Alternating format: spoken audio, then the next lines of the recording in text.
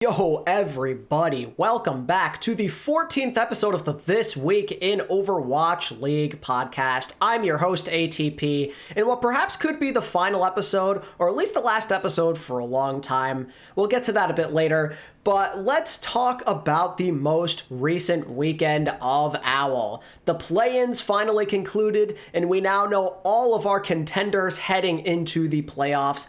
First and foremost, though, we got to give a big congratulations to the Boston Uprising, London Spitfire, and Dallas Fuel for punching their tickets to Toronto. Good stuff on their part. I think all of them in the end ended up getting well-deserved spots.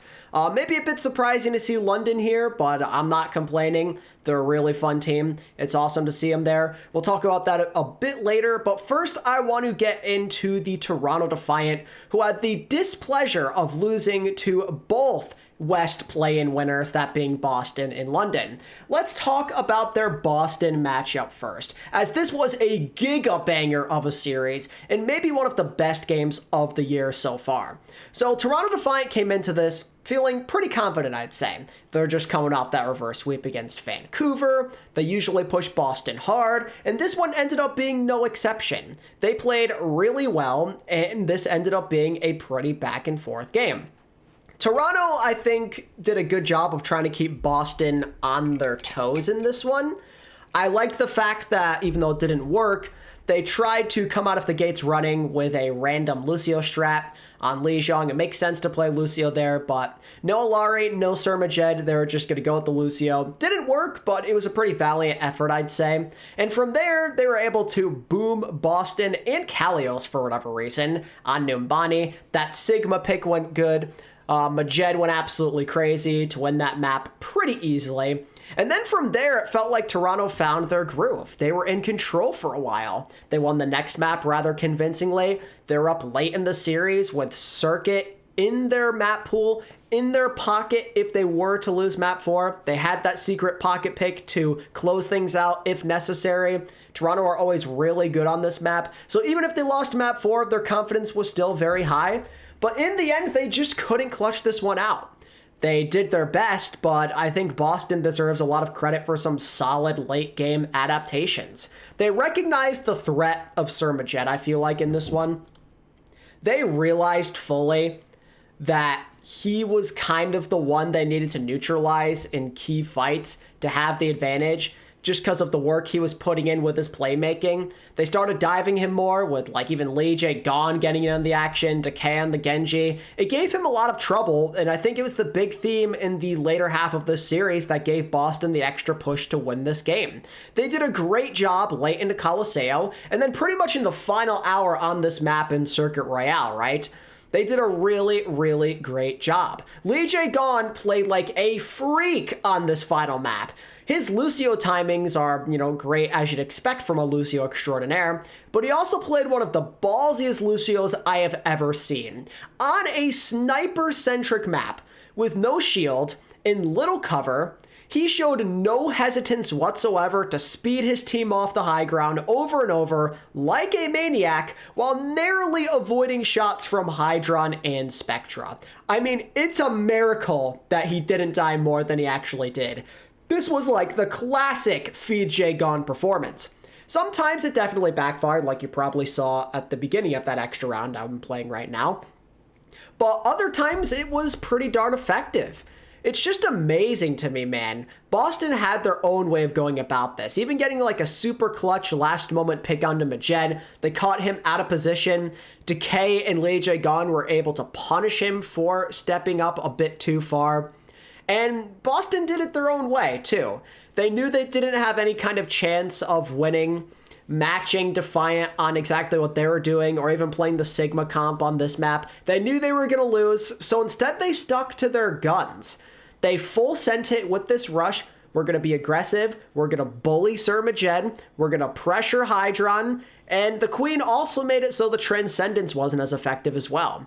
But also, to Toronto's credit, I think Boston were in a pretty tough spot for a long time in this map, especially on the first round. Their attack got slowed down big time. Kaluj was actually farming on Sig. He's literally still the best Sigma in the game, don't at me. My chat and I in the co-stream were literally keeping track of how many times he got Flux in this one. He's insane. Like, even when Boston completed the map, I still wasn't that worried about Toronto at the time. It still felt like their map to lose. Like, they got the first checkpoint with 5 minutes on their own attack. They just felt like they had the advantage, like this was their kind of map. They felt more confident. But then, like I was saying before, with Lee J gone, he started going crazy. He led the charge, being absolutely stupid, I'd like to add, but just couldn't get punished for it. And then his DPS kind of did the rest. They kept speeding midair off the high ground, and Toronto just couldn't seem to crack that. And that's probably genuinely why Boston won this series, because they were able to slow down Toronto on their attack as much as they did this go-around. I can see if I can fast forward here. Yeah, around here.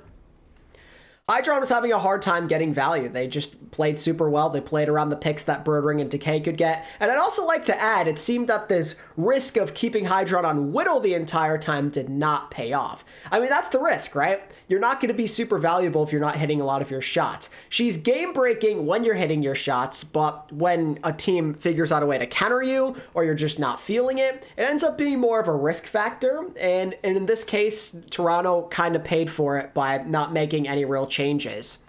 I think that Boston did a good job of evening out the playing field, despite having a lot of disadvantages. Although, also when I think about it, despite being at the disadvantage, Boston ended up having the better defense, which again is a credit to how good they were at executing on this final map. Toronto almost didn't finish at all. I mean, it took a late surge in this map. They were losing their players. They had to make some swaps. You know, Hydron went to the Tracer. Spectre goes onto the Sombra. Kaluj is going to swap to a Doom here. Boston are finding the picks, but Toronto's supports just don't end up dying. Somehow Majed, for a long time, lived there. Ultraviolet, he was scrambling all around, using those boots to his advantage, going up on the high ground, living, clutch immortality fields. It was insane. I mean, I was freaking out when Toronto somehow finished this. It looked so bad for them, but they managed to finish the map. Like, bro, insane stuff that they extended this. But still, it didn't matter. It seemed like it was going back in Toronto's favor because they had a much better defense than Boston did. And they even broke out like the pocket Mei strat here. They were able to punish Boston's over-aggressive positioning. The wall here from Spectra was golden. His walls all series when he played her were insane. It was pretty short, but still really, really effective wall placement from him. And honestly, at this point, I thought Boston were screwed. I'm like, okay, they're turning the corner. Toronto are going to be able to hold this so well. Later on, they even cap point as well. You're thinking it's looking really good for Toronto to round all the way up the beginning of this hill, basically. You're already like halfway up it now at this point. Boston are able to stop you, but with all of this progress halfway through the map, essentially, it seemed like a done deal for sure. Like, I was pretty confident it was Jover, and I'm sure a lot of you guys watching were as well, except for the Toronto haters, I suppose, and I mean, good on you for realizing they wouldn't finish. But it felt like Toronto at this point just had to play around the cover, play around the SIG, and they were good. No need to overcomplicate things, just do what you were doing before. But Boston ended up clutching it out in overtime, like I was saying before, with Lee J gone. The turning point came when him and Decay were able to find Majed here. You could see Majed kind of like chilling at this little area away from his team, and Decay and Lee J gone were able to execute a great dive onto him to assassinate him when he was close to Transcendence. Had he stayed alive a bit longer, he was going to have Trance in the next fight. And if he had gotten it early enough, Toronto might have actually been able to turn this, because they're facing a lot of heavy pressure from like the Decay Blade here and whatnot. And they probably could have been okay if Majed just got it in time. Like, he's so close, 99, he's just getting it now. If he stayed alive for just a fraction longer in the fight prior, he could keep his team alive and maybe they'd have a chance. Granted, it'd still be really hard to turn this fight, but it would have maybe have been possible had he gotten it. I lost my mind on Circuit Royale. The number of times the win probability was flipping was ridiculous. Just a nutty map and a super great game. This was some good old-fashioned high-stakes Overwatch. One of the best games of the year by far. I mean, it sucks to see Boston struggle this hard to make playoffs, but hey, they made it. They punched their ticket. That's all that matters. They deserve to be here. A roster like this missing the playoffs would have been tragic. So good on them for not choking. And I'm sorry, Toronto, for choking, I guess. But you're thinking, you lost this, Toronto fans, but you almost beat the best team in this bracket by far. You took them to a map 5. Realistically, you probably should have won this map. Things are looking great for you. No matter who you play, you're going to feel at least kind of confident. Vancouver, London, who really cares? Things are looking great, but no. You get a second chance and you blow this one as well when you lose to the London Spitfire.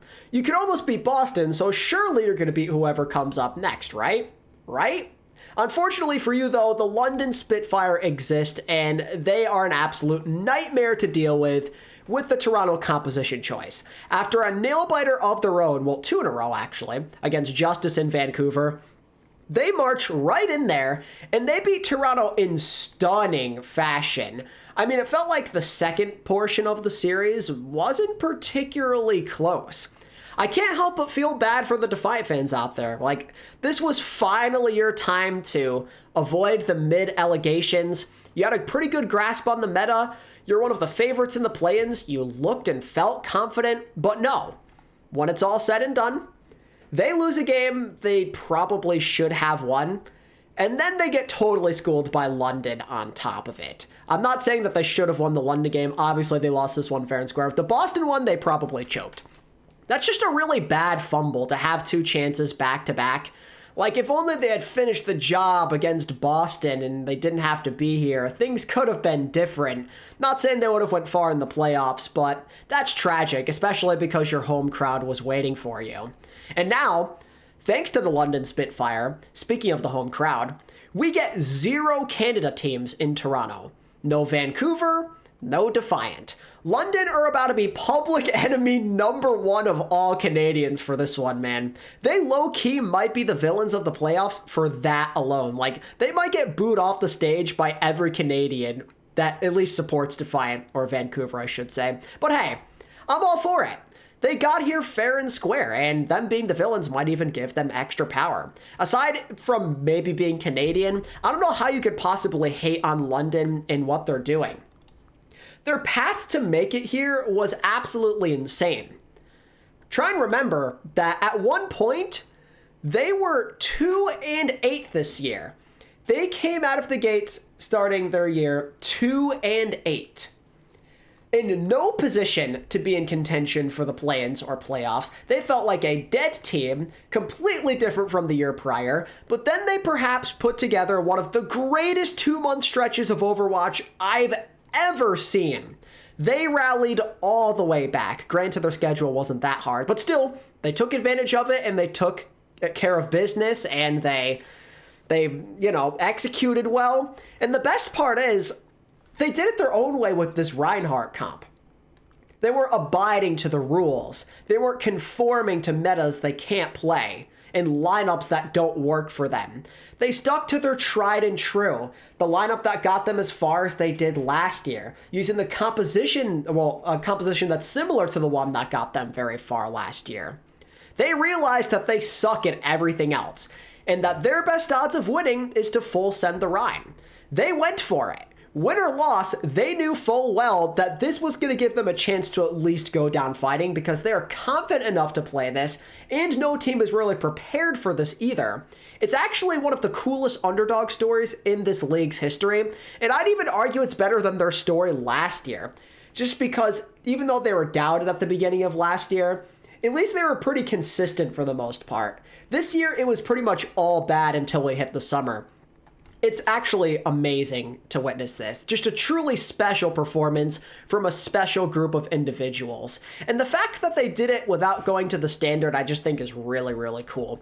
It's something that I and a lot of you always preach for when we see a struggling team. Just do what you're best at. If you can't play what everyone else is playing, screw it. What do you have to lose? If you're already that tragic in a different composition, might as well just play something where you know you're going to have some kind of fighting chance, whether it gets countered or not. At least you know you're going to go down putting up a good fight, and that you might at least confuse the enemy a little bit and show some flashes and build your confidence moving forward. Do what you do best and just play around your struggles. Or your strengths, rather. Play away from your struggles. But your strengths are Hottie, being a Chat on the Rhine, Landon and his BAP, Sparker going crazy, and then your team chemistry, more importantly.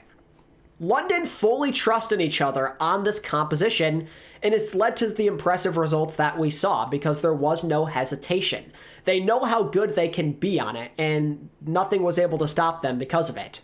Things were maybe a bit scary in the play-ins, I mean, especially because they went to a map 5 twice to get here, but they pulled through.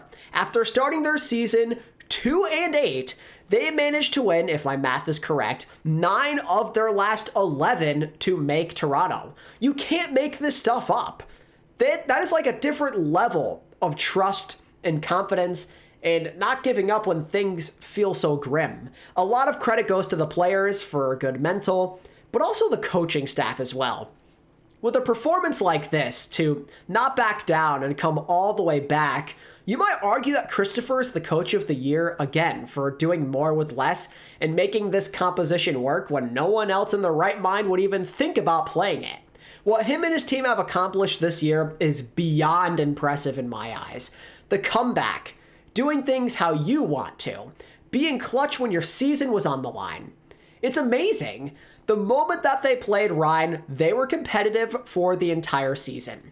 Love or hate these guys, this was a well-deserved playoff spot that they managed to take control of. They did it themselves when they didn't even have control over their own destiny at the start. Really awesome stuff from London, and I'm very proud of them.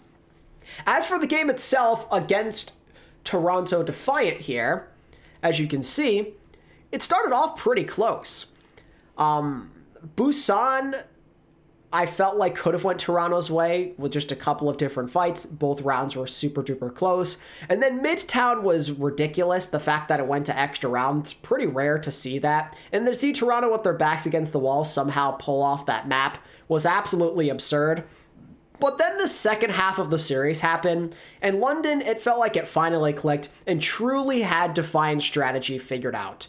Like, from that point forward, from New Junk City until the very end, this was their series.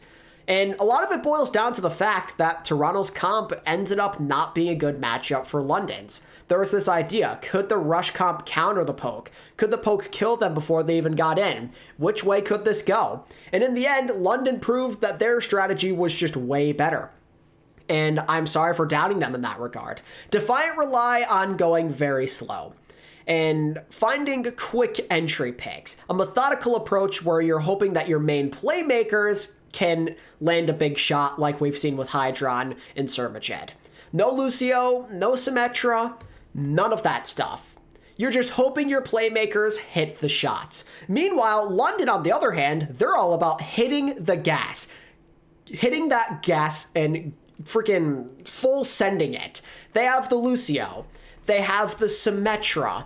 You have Hottie right up there in your face. And that's something that gave Toronto Defiant a lot of issues. Without those disengage tools, it was very difficult for Majed to find any kind of real value. Hence the rough series from him. But I don't think that's it. That's not all when it comes to why London had this in the bag. Despite having the fast comp, it's just way better designed for the drawn-out fights as well because they're playing in that big ball, you know? Their sustain is just way better because they're not playing so split, and they have a shield to be behind, they have the immortality field, you have the Lucio speed, a lot of good tools, the Symmetra wall as well, just a lot of things to keep you up healthier for a long amount of time. And Toronto, with what they were playing, just don't have that. Not even like a Symmetra wall or anything. No teleporter, no speed, no shield. And sadly, Illari just isn't that good for those drawn-out fights. Her burst healing is good, but it's very short term, and the playmaking is just not an equal trade-off in this particular scenario. Hydron and Spectra, they were getting picked off first constantly because of that lack of sustain, and there's just nothing to help them. Just an immo field. Defiant were not super practiced for London strategy, and the result definitely shows. And according to Hotting himself, they had that Sojourn strategy figured out, so Defiant couldn't really play that, or a Soldier. It became pretty clear that they thought the same as Hottie, that there was just no point. So instead they stuck to Bastion Mei, which unfortunately kind of screwed over their DPS. I think in theory it can work, because that could be a great way to counteract the Rhine, but Hydron just couldn't get value out of the typical hit scans, and that takes away from what makes him so strong.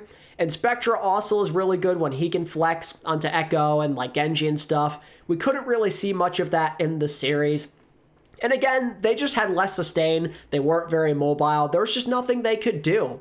London's composition just better supported their DPS. Toronto did not have any answer, excuse me. I mean, they didn't even want to play opener in this one. They could have at least tried that, but they decided to stick with their guns until the end, and that proved to fail miserably. And like I was saying earlier, I owe the Spitfire believers and fans an apology on this one.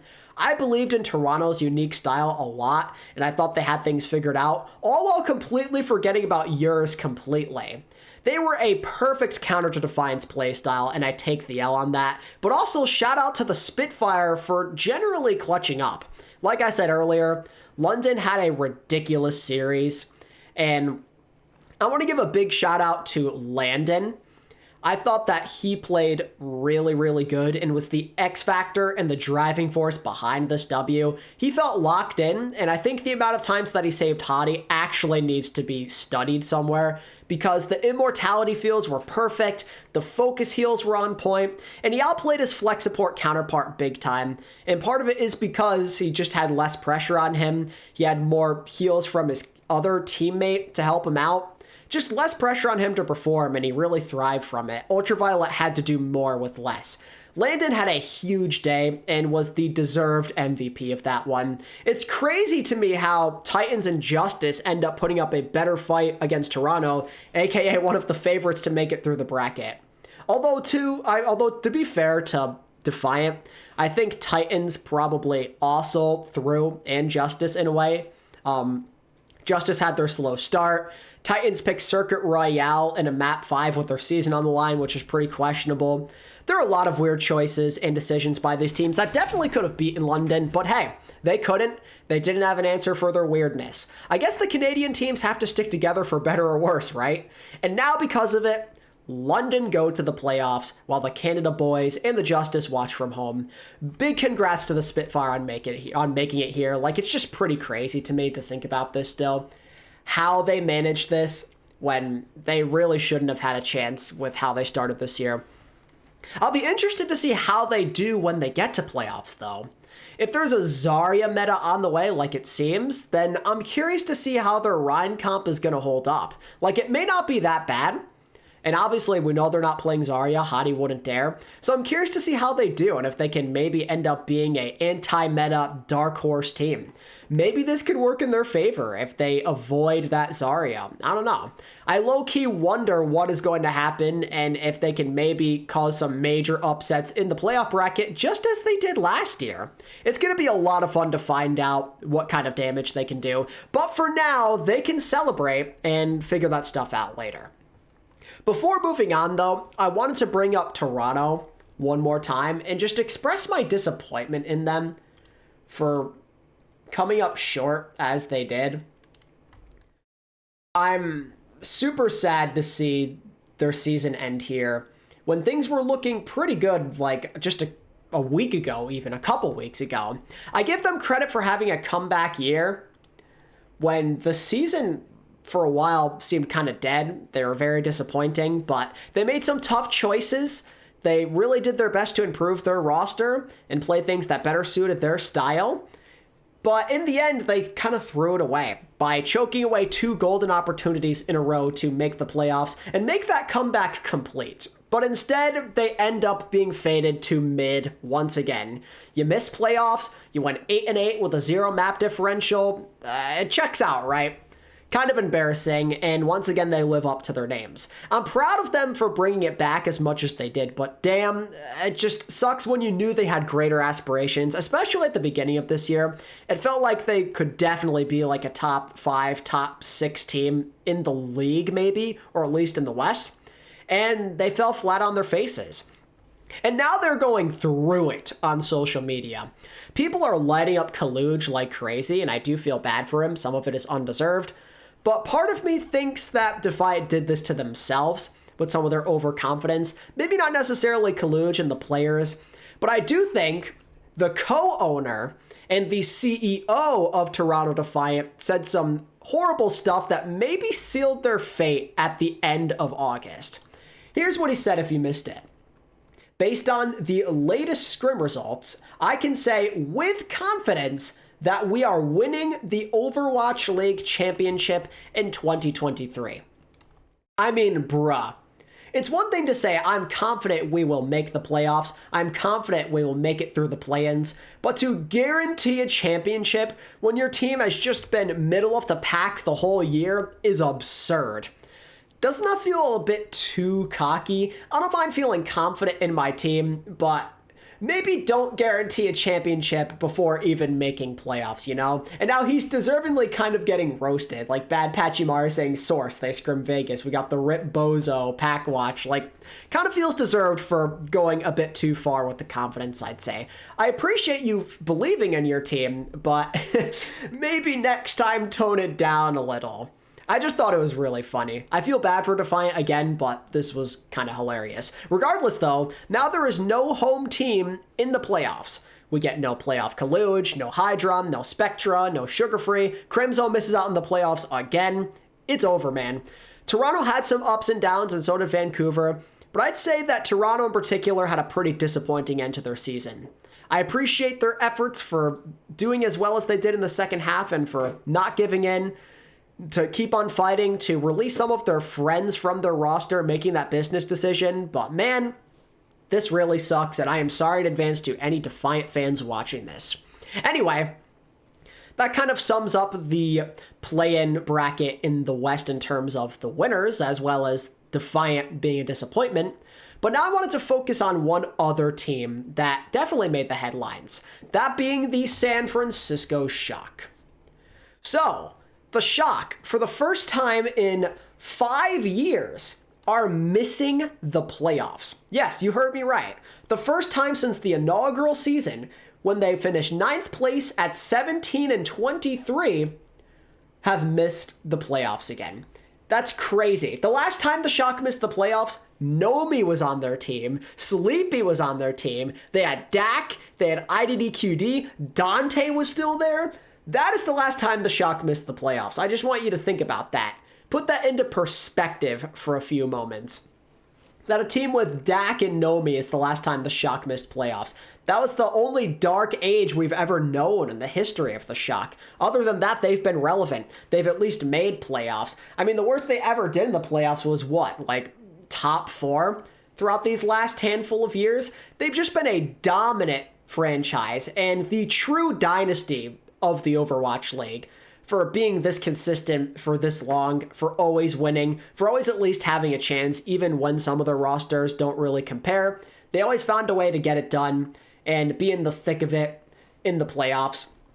It's just crazy, man. It's crazy to think that we're back to this again. It's actually the first time, now that I think about it, that both them and the Gladiators both haven't made the playoffs. Gladiators, at least in Season 1, made playoffs. Shock didn't. But we're in a world where neither of them are in it for the first time, literally ever. This has never happened before. Shock and Gladiators both not there. The bracket feels so different now, bro. On the topic of the Shock, though, let me just reel myself back in. This season was a major disappointment for them. For one, this roster had such great expectations. The O2 Blast squad were expected to win a championship or be in contention for one, and they weren't even a top team in the West, let alone the rest of the league. They didn't make playoffs. They freaking didn't win like a single game in the play-ins. They were absolutely terrible. Like, it was such a sad way to see them go out. They didn't do anything. It was nothing but a whimper. A team with Proper, the reigning MVP, the best player in the world last year. This is what they had to show. A season where they went 8-8, where they only got 7th place in their own conference, and pretty much had no impressive feats to their names. They didn't beat any of the top teams. The best they really did was, like, what? Winning a play-in game, or, a knockout game against Vancouver during the summer, or beating Toronto at the beginning of the season, reverse sweeping New York. There was not much to celebrate if you're a Shock fan this year, which is very, very rare, but I suppose everybody's time comes to an end eventually. Them and the Dragons, very fittingly, both have missed the playoffs again, just like they did in the first season together, where they ended up being very disappointing. This team was just supposed to be a lot more, and it's very frustrating to see them go out this way. They made a lot of changes, they panicked, they picked up Western players out of nowhere, just a clown fiesta from start to finish. They couldn't figure out the synergy in Krusty's system, it just wasn't the same. Finn took a step back, their tank situation was a mess, their support line in general was a mess. Proper had no help whatsoever for the most part. They pick and chose when to help this guy. And when it was all said and done, in their final game against the Vancouver Titans, they went out there and got 3-0'd. Not only that, but they decided on the first map they were going to play Max on support.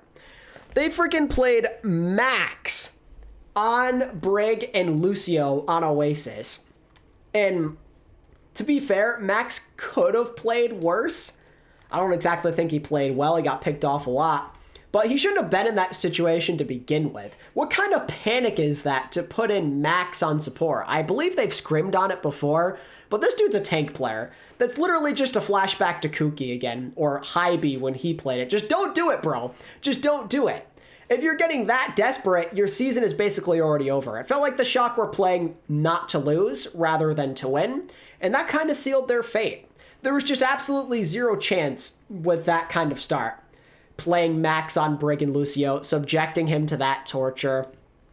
I just don't see any other way around it, how they could have turned this around. If this was their plan, and they felt like this was the best course of action, they were donezo right from the beginning of the series. The Titans very easily had this one. It's crazy to me. It's crazy to see a team of this stature with all that potential, a common consensus top team in the West, a grand finals contender, not even make the playoffs. The preseason hype and expectations for them were among some of the greatest we've ever seen, and they couldn't even make it to Toronto. Man, that is brutal. But hey, congrats to Titans fans. After all these years, you finally got your revenge against the Shock in a tournament setting. It finally happened. All the torture of them beating you in the Stage 2 playoffs and eventually in the grand finals. You finally made up for it with an embarrassing defeat at their hands. Well, I should say you made them an embarrassing defeat at your hands, which is sick. I'm glad Titans fans got some kind of vindication, even if their season did not end the way they hoped it would later on during this weekend. Still really cool to see that. Very fitting, but really sucks what the Shock did.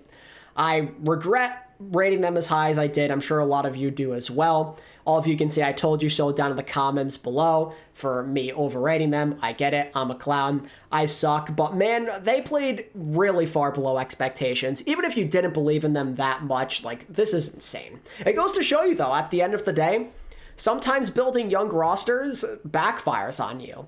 It felt like as a dynasty in contenders, they'd be doing good. This was their time to shine. They had Proper and a lot of other future stars in the making. But the fact of the matter is the Overwatch League is a very different place. We've seen a lot of contenders teams move into the Overwatch League and then fail miserably, at least in their first year, if not beyond that. It's not the only instance, and the Shock ended up being the next victim of it. This is the risk you take. You know, you lost Violet, you lost a veteran, you both decided to be better to part ways. Violet felt like he needed to move on, and you guys were building up your youth program. And that may have sealed your fate. I'm not saying Violet would have saved them, but it definitely helped. Not having that veteran presence there to reel in everybody kind of sucked. Felt like they were lost. And on top of it, there was a very interesting Discord post from Proper. I don't believe I brought it up on here, but he was basically saying that he's not very used to losing. So this season took a big time toll on his mental. He felt burnout and lack of motivation, which is really tragic that the Shock being bad might have actually sealed Proper's fate from not wanting to play Overwatch professionally anymore. He said he might consider retirement. I don't know if it's going to happen, but he said it might, which is so sad. He literally had one of the greatest, if not the greatest, individual season ever just 1 year prior. And now he might be leaving Overwatch altogether because the Shock failed so hard. He's not used to losing. I mean, that's all he's ever done is win. That's all he did in O2 Blast, and that's all he did last year. So to suddenly have that be taken away from you, yeah, that can really affect your mental. And Proper ended up going through it, and now he doesn't know if he can continue. That might be the worst news of all, more than the Shock team failing and not making the playoffs and not really doing much of anything this year. The fact that it means we might not have Proper anymore. I mean, it depends on if the Overwatch League even survives or not, because if it dies, I mean, everyone would be gone regardless. But in the case Overwatch League were to survive and we have another year somehow, we may not ever see Proper ever again, and this Shock team will go down in infamy as one of the most overhyped ever. Absolutely insane, bro. I'm so disappointed, and I'm sure a lot of you guys are as well. But it had to have ended eventually, right? No way the Shock could continuously be this good for that long. It's just not realistic. Everybody's going to flop eventually. Everybody goes through it. It was the Shock's turn, finally. Their time came. Anyway, I think I'll talk about that a bit more in some other videos. We'll ditch that for now. I feel bad for Shock fans. I put them through the ringer enough in this episode. Let's talk about the East real quick. Our final team to qualify for the playoffs this year, the Dallas Fuel. Coming in strong with zero doubts whatsoever with how they performed. Absolutely rolling through this bracket, showing that they don't belong with these chumps. They beat Dynasty convincingly both times. Dragons didn't stand a chance. It was just easy work for Dallas, despite playing so bad against the Spark. They were just better than the rest of these guys. I feel bad my Dynasty pick did not come into fruition, but clearly it just was not meant to be. The Dynasty stood no chance. Dallas had a really good strategy. They stuck to their guns. They stuck to Hanbin's Queen, but also they played some Sigma as well. They changed it up. They changed up their strategy from time to time. That shook up Dynasty a lot. Also, on the other hand, Dynasty decided to not play Alaria anymore, which was bizarre because it found so much success for them prior. I don't know why they thought suddenly they should just play Krillin on Ana. I don't know. Must have been some kind of reason, but it felt like they were a lot less lifeless without Krillin there for that extra playmaking, and Dallas just took full advantage. They were just the better team from start to finish in both games. They stood no chance against the Fuel, nor did anybody in this bracket. I was hoping my Dynasty Miracle Run prediction would come true, but in the end, Dallas were the clear-cut favorites. I mentioned that in my prediction video, and it came true. My Dynasty pick was nothing more than a pipe dream. Dallas were just way better than the competition in front of them. They would have been better off maybe playing against a contenders team at that point. Who knows? Regardless, though, they're moving on. And now we're in a situation where they have a chance to maybe start going on a bit of a hot streak like they did at the end of last year. The meta's about to change to a Zarya meta, which is insane to think about. And supposedly from scrims, the rumors of scrims, as well as some recent Korean contender stuff, it's going to be Zarya with Sojourn and Bap and Lucio. You could see some Reaper in there as well. Genji. Literally all these heroes are right up Dallas's alley. All of them. It is the most perfect situation. It's what they've been playing, essentially. I mean, basically, just substitute Bastion and Symmetra with more DPS comfort picks, and then you put Hanbin on one of his ultimate comfort picks on Zarya. He's a go-to Junker Queen, but he also might be the greatest Zarya of all time. So in a buff Zarya situation, he might be able to go absolutely ham. Dallas Fuel might end up making something happen in the playoffs. I don't know, man. A lot of people are saying that, and I don't think it'd be a surprise at all. It would just make sense. You know, they have the coaching. They have the talent and the confidence with this type of composition. There's a lot of good picks for their DPS. Zarya, Hanbin, he will do some absolute work. Bliss on Lucio is always a dub as well. However, I maybe have some doubts still. Dallas are in the East. The East are just not nearly as good as the West, and I don't know if a meta change is going to solve that. Their support line, while I do like Bliss and MCD is like okay, it's not Field or Chio. There's a lot of really good Western backlines. I don't know how they're going to manage to keep up. I don't know how they'd fare in that situation. And also, Edison and Sparkle don't look as sharp as they did last year as well. Maybe not as motivated. Maybe other people just catching up to them. There's a lot of questions about Dallas still. I think Dallas fans are maybe getting a bit too ahead of themselves, and Hanbin fans and Sparkle fans and whatnot. Yeah, you guys are in a pretty good situation in theory, but is your team actually strong enough? Is it good enough overall to be keeping up? As appealing as Hanbin on Zarya sounds, there's just a lot of questions that need to be answered. I mean, maybe they could end up being the best team from the East, but I don't know if that says much. I don't know if any of the East teams stand a chance. It's going to be really strange. Dallas might be able to make something happen in like a losers brag and like the losers round, but expectations aren't that high until I see some proof otherwise that they're really in it to win it and that they've caught up again. I'm not totally convinced, but we'll see. Regardless, congrats on them to at least make it this far. They officially have been able to avoid being the first ever defending champion to miss the playoffs. That would have been really sad. Glad they were able to continue the history, continue the tradition, and we'll see them in Toronto in a couple of weeks, and we'll see where things go from there. The other thing I wanted to talk about in the East, before we can do a bit of a wrap-up for today, is the Shanghai Dragons. I think this was the other big storyline of the East this weekend. The fact that the Shanghai Dragons lost to the Guangzhou Charge, the Chengdu retirement home, a team that had no business winning any games or taking any maps during this play-in. The Dragons lost to this. They lost to the Chengdu retirement home, to Gaga playing like Junker Queen and stuff, and Winston, Jinmu coming out of retirement and playing well, basically. It's just amazing. It's so amazing that that Shanghai could lose to such a thing. Like, they're clearly the better team on paper. I don't think there's any doubts about that. This roster should have no business struggling to the Charge this way, even if the Dragons are not very good themselves. The Charge don't even have a coach, man. They have no coaching.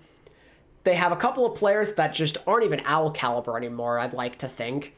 And they let these guys win. It doesn't matter in the end, because neither of these teams were going to make it to playoffs, or even get past Dynasty for that matter.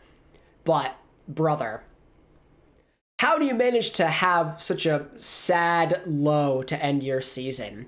It feels like we're going in full circle here, like the league is meant to end. Dragons are ending what perhaps could have been their last season just as the first one ended. In pure disappointment, not doing anything whatsoever, literally ending on the bottom. They ended up being the worst APAC team this year. Charge were awful in the second half of this year, but the results speak for themselves. The Charge had a pretty good first half, and they beat them in a play-in match. You lost to that, Dragons. You lost to that. Literally, Viper had one of the better rookie seasons of this year, probably one of the most underrated rookie seasons, a really solid campaign, and it's going to be forgotten completely because Dragons were not good. They didn't win any big games this year outside of like a few against what? The Dynasty. That's like their biggest accomplishment. And yeah, it's just absurd, man. I don't know how you lose to this team. That's the best that you did was beating Dynasty and like a couple of contenders teams wins. You beat the Charge maybe one time during the qualifiers beforehand. And then on top of it, you lost to the Charge. And then you lost to a lot of contenders teams. They lost to contenders teams more than any of the other OWL teams, basically, it felt like. They lost to Sin Priza like 3 times. They lost to the Charge team, man. It's so embarrassing. The expectations for Dragons were quite low coming into this year, but they made changes to get better, right? They stopped with the Fleta tank. The DM support thing quickly fell through. And yet they still couldn't get it together. They still couldn't win. They were making odd composition choices. They're forcing Gundam Jin on Lucio when we know that's a terrible idea. I just don't know what they were thinking. Coach Moon was cooking. Anytime he's not offered a solid situation on a silver platter, the dude just crumbles and makes the weirdest choices I've ever seen. I have such a love-hate relationship with that guy, I swear. He put me through the ringer as a Valiant fan, and now Dragons fans get to witness the disappointment and the cringiness of these choices, and being way worse than they should be. Not that it's saying much, because the Dragons, again, expectations were low, but this is like a new low to lose to this Charge team. No one else was going to lose to them. Only the Dragons could pull this off, bro. Perhaps one of the saddest losses ever. Very fitting for the Dragons to end what could be their last season. Basically how their first one was. Just nothing to show for it. They wasted the potential of Viper and Hisu as a DPS line. They wasted a year of Iris's career. Just absolutely embarrassing stuff. I don't want to talk about this anymore, though. I'm still mad that the Dragons lost and that the Chengdu retirement home somehow won a game. So let's move into one of our final segments, shall we? ATP's Performers of the Week, where I pick one player from each role that I think performed exceptionally well, or at the very least caught my eye and did something interesting. At tank, I'm actually going to go with Hanbin. I don't have any real clips here, I'll just play this. I loved how Hanbin played against the Dynasty during the weekend. I loved the Sigma pick. He was super stable on it. He had such a strong presence on control maps of all places. He even played on Eichenwald one time. It was some really nice stuff from him. It felt like Dynasty could not push forward past him. They had zero answers, and his Queen was effective as well. Really good series from him, and it was cool to see him not just play the Queen to feel stuck on that. It was a good adaptation that showed they learned something from the Spark series, so good job Hanbin on that. As for my DPS player of the week, I decided to give it to Decay. Not for like a super specific reason. I thought he played pretty well on Genji. He was one of the carries of this game to seal a game against Toronto. But I think the important aspect of it is that he pulled his weight again in a really important situation. He's played well this whole year, but he needed to show up in this one. It's like very important for Decay to be a leader of this team and to make a lot of big plays as the non-champion. They're really relying on him, all of the champions on the team, all the people with rings, all the veterans, for him to pull his weight and be the team captain that he is, and he definitely showed out in this one. It's cool to see that. It's cool to see Decay is motivated, and he's not too starstruck by the spotlight. He's here to win a championship and give these guys another ring as well in the process. So it's cool to see him being a leader, despite this team having so many leadership figures. It was a really good Genji game. And then finally on support, I mentioned it earlier, I'm giving it to my guy Landon. This guy played a fantastic Baptiste. Hadi, I don't know how he didn't die here and in a lot of other scenarios. He was farming windows like a maniac. The immos were perfect. He was a good playmaker as well. He outplayed UV from start to finish. The bailouts with Hadi were absolutely insane. You got to give this guy a lot of credit. As much of a Chad as Hadi is, please tip your hat off to Landon for keeping that boy alive, that psychopath alive. He did all the work in this one to make this a relatively easy second half of the series. Excellent game from Landon, and congrats to London once again on making it to playoffs. Okay, so with that in mind, we can look into the future. We can talk about the fact that the Overwatch League playoff bracket was revealed. They did a bit of a selection show after the games yesterday night, and this is what we're left with. Spark Rain, Boston, London in one group, then Dallas, Infernal, Houston, Florida in another. Honestly, this format kind of sucks. Not the biggest fan of it. We can talk about that a bit later, but I know a lot of people are very confused about this format and how it works. So I'll quickly just do a run through if you missed it. So basically, it's two separate groups, right? Two separate groups with 4 teams each in those. It's double elimination, and the 2 teams that advance from those 2 groups move on to the semifinals, and they will each get an opportunity to make it to the grand finals in a single elimination in this final bracket, so to speak. Why it's single elimination? I don't know, but that's how it is. They're going to flip-flop it. They'll have a winner from each side kind of flip-flop, so it's like a Group A versus Group B, and then a Group A versus Group B. So there's no repeat matches. Makes sense. Sounds good. And in order to figure out these matchups, they did a selection process where each team went in order picking who they wanted to be on the opposite side of the bracket. So like Atlanta Reign, for example, they were the 1 seed, they got the first pick. And they chose to put, what was it, Florida or whoever it was, down here to avoid them, so they wouldn't have to meet them until here. And then Soul Infernal got to pick, and they decided to pick London, which is like really weird, but hey, maybe they're cooking. And then from there, after that, the team that gets picked then gets to pick who they want to be in the other bracket. So because Soul Infernal picked London, then London Spitfire get to pick. And then they're going to put a team in this bracket. And then so on and so forth until we're left with 4 teams on each side. Does that make sense? I hope it does. I mean, it's really weird, and I think it's kind of dumb, to be honest, but this is what they went with to put a twist on the playoffs. So then these guys, again, double elimination. 2 of them will advance, and 2 of them will advance here. And then these 4 will play single elimination, all in, all the pressure to compete in the grand finals. Bracket B is looking pretty stacked with Houston and Florida both being there. They play each other in literally the first round, which is crazy. Dallas versus Infernal, I mean, that could be a pretty even match. 2 East teams, that's an ideal scenario. Boston versus London, they've always played each other close. Maybe that's good. Maybe Spark have something up their sleeves. Maybe Atlanta aren't good on Zarya. These matchups could be very wacky, but I do feel like Atlanta maybe, at least on paper, got the easier side of it. Boston are without a doubt their biggest threat. I feel like they should be able to beat Spark or London. I mean, maybe I'm wrong, but they probably would defeat either of those, so they're looking pretty good. This bracket, I feel like it should be Outlaws in Florida, but Dallas, it could be the sleeper team over there with the Zarya stuff. That'll be really cool to see. But let's talk more about this bracket itself and why it sucks. First off, 2 separate groups is a little weird. I don't really think there's a good point to that. I'd rather just do a standard bracket. The single elimination is also a little weird. I think it's kind of weird to give the worst teams 2 chances, but not the better teams. I do like the high stakes in a way, but at the same time, not the biggest fan of that. Kind of weird to not give the good teams a second chance, but to give the bad ones a second. And then also there's a 3rd place match, which I know a lot of people were memeing on the league for. I get it. It's obvious why they're doing it, so they can decide an official 3rd place winner, so they know who to give the 3rd place prize pool to instead of splitting it. That makes sense.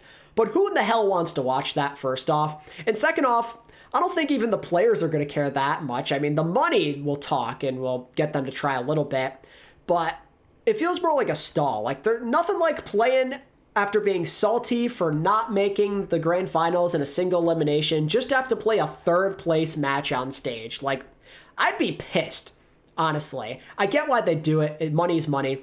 But if I'm a player in that situation, I would want nothing to do with that 3rd place match. This whole format, though, just feels really botched.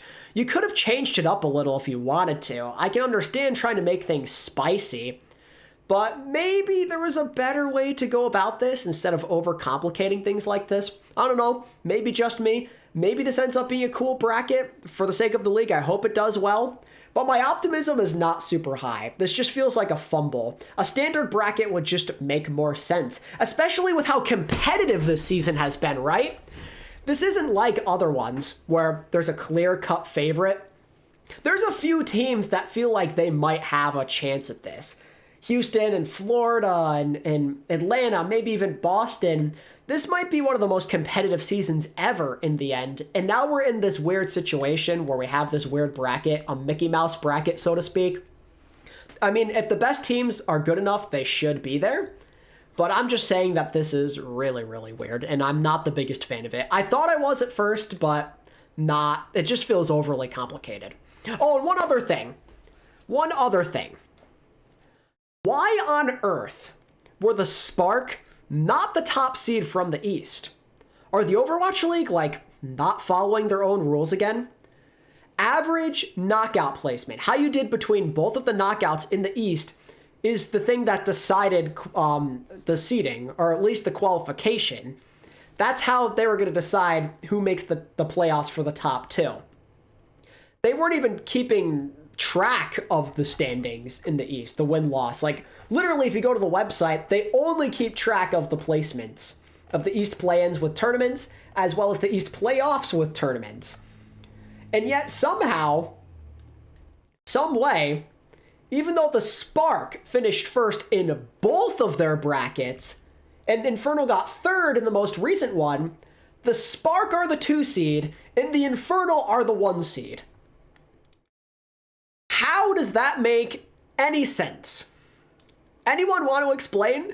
There's just no world where Infernal should be the higher seed. If we're going off, playoff qualification will be based on performance in spring and summer knockouts. It doesn't say anything to do with their qualifying games, their regular season games, their record. Nothing to do with that.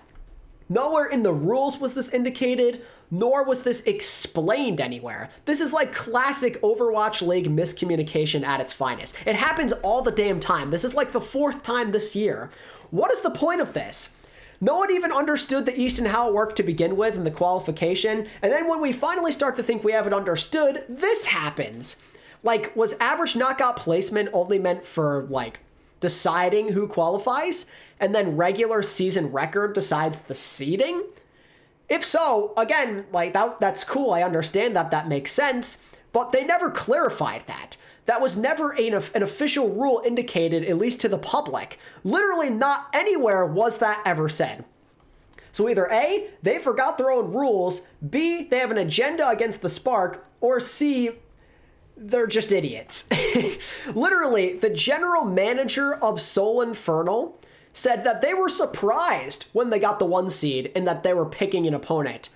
And other teams as well thought the same thing. I think it was Atlanta. Hawk said that. And Jake even chimed in with confusion. They kind of made him go quiet. This is either the Overwatch League not following their own rules, or perhaps doing one of the worst jobs I've ever seen of clarifying something. I don't know how this always happens every time without fail. And it's always the East too. I know they're probably going to be irrelevant. The rosters just don't really compare to the West. But at least give them some kind of respect. It's crazy to me that you can botch this. This is the 2nd time now where the Spark got cucked out of being a 1 seed. That might have completely changed the outcome of the playoffs because of how these groups were selected. Because again, Infernal ended up picking London to be on the other side of the bracket. So now that you have a super stacked bracket with Houston and Florida, while Atlanta's biggest opponent's probably Boston. Like, it feels like the brackets are heavily skewed now. At least on paper. Maybe I'm wrong, but that's what it looks like on the surface. Nothing with this league ever seems to make sense anymore. It's just absurd to me. It is a literal joke. If you're going to do things a certain way, just tell us. Just tell us that you've decided to change your mind. I'd rather you be honest than say nothing at all. If you're just going to do it off of the regular season, then why not just have that be how teams made the playoffs? Spark and Infernal, I believe, probably would have made it there anyway. Like, why even bother with this average placement nonsense? What was even the point? Just for the contenders team? I just don't even understand, man. I'm so done with this. This playoff bracket is literally cooked, and so are the rules, and I have yet to see an explanation as to why things went this way. Everyone is confused. Everyone and their mother is confused. All we end up doing is being confused with their rules and their brackets. The East has been confusing all year. I didn't understand playoff qualification till like 2 months ago. And then on top of it, you have this weird freaking playoff bracket. I don't get it, man. I don't get it. It hurts my head to think about. I'm so done. I am so frustrated. I am molding out of control, and I hope there are some clarifications soon. Regardless, this will be the playoffs. It starts on September 28th. Get ready. I'll be co-streaming. I'll be making lots of content in preparation as well. It's going to be a good time. Anyway, though, I think that's going to do it for this episode. I've gone over all of my main points. This might have been the final podcast episode until further notice.